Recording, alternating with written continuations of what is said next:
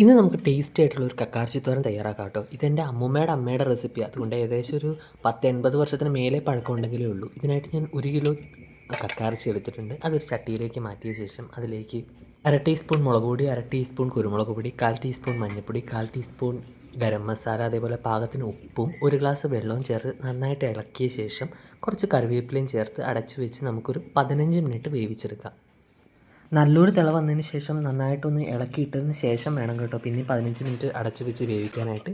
ഒരു 15 മിനിറ്റ് കഴിഞ്ഞപ്പോൾ നമ്മളത് തുറന്ന് നോക്കിയിട്ടുണ്ട്. ഇതാ അത്യാവശ്യം നന്നായിട്ട് വെന്ത് വെള്ളമൊക്കെ ഇറങ്ങി വന്നിട്ടുണ്ട്. ഈ വെള്ളം വറ്റിക്കൊന്നും വേണ്ട, അതങ്ങനെ ഇരിക്കട്ടെ.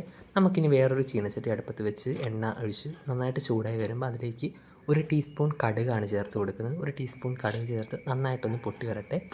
കടുകൊക്കെ നന്നായിട്ട് പൊട്ടി വരുമ്പോൾ അതിലേക്ക് 3 വറ്റൽമുളക് കീറിയത് ചേർത്ത് കൊടുക്കാം. പിന്നെ അതേപോലെ തന്നെ ഒരു 3 ടേബിൾ സ്പൂൺ തേങ്ങ കുത്തിയത്, ഒരു കതിർപ്പ് കരിവേപ്പില, അതേപോലെ തന്നെ 1 ടേബിൾ സ്പൂൺ വെളുത്തുള്ളി ചതച്ചതും, 3/4 ടേബിൾ സ്പൂൺ ഇഞ്ചി ചതച്ചതും, 2 പച്ചമുളകും കൂടെ ചതച്ചത് ചേർത്ത് കൊടുത്തിട്ടുണ്ട്. ഇതിൻ്റെ പച്ചമണം നന്നായിട്ടൊന്ന് മാറി വരുമ്പം ഇതിലേക്ക് ചേർക്കേണ്ടത് 2 സവാളയാണ്. 2 സവാള കൊത്തി അരിഞ്ഞും ചേർത്ത് അതിനെ നന്നായിട്ടൊന്ന് വഴറ്റിയെടുക്കണം. നന്നായിട്ടൊന്ന് വരണ്ട് വരുമ്പോൾ അതിലേക്ക് 1.5 tablespoon meat masala, 1/4 teaspoon മഞ്ഞൾപ്പൊടി, അതേപോലെ തന്നെ 1 ടീസ്പൂൺ മുളക് പൊടിയും ചേർത്ത് പച്ചമണം മാറുന്നവരെ നന്നായിട്ട് അതിനെ ഒന്ന് വരട്ടിയെടുക്കാം.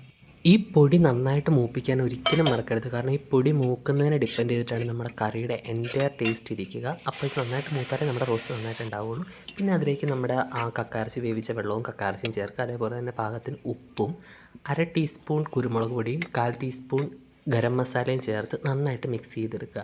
പിന്നെ ഇതിലേക്ക് ഞാൻ 1 ടേബിൾ സ്പൂൺ ഓയിലും കൂടി ഒഴിച്ചിട്ടുണ്ട്. എന്നിട്ടൊരു മീഡിയം ഫ്ലെയിമിലിട്ടിട്ട് ഒരു 10-15 മിനിറ്റ് നന്നായിട്ട് ഇളക്കി റോസ്റ്റ് ചെയ്തെടുക്കുക.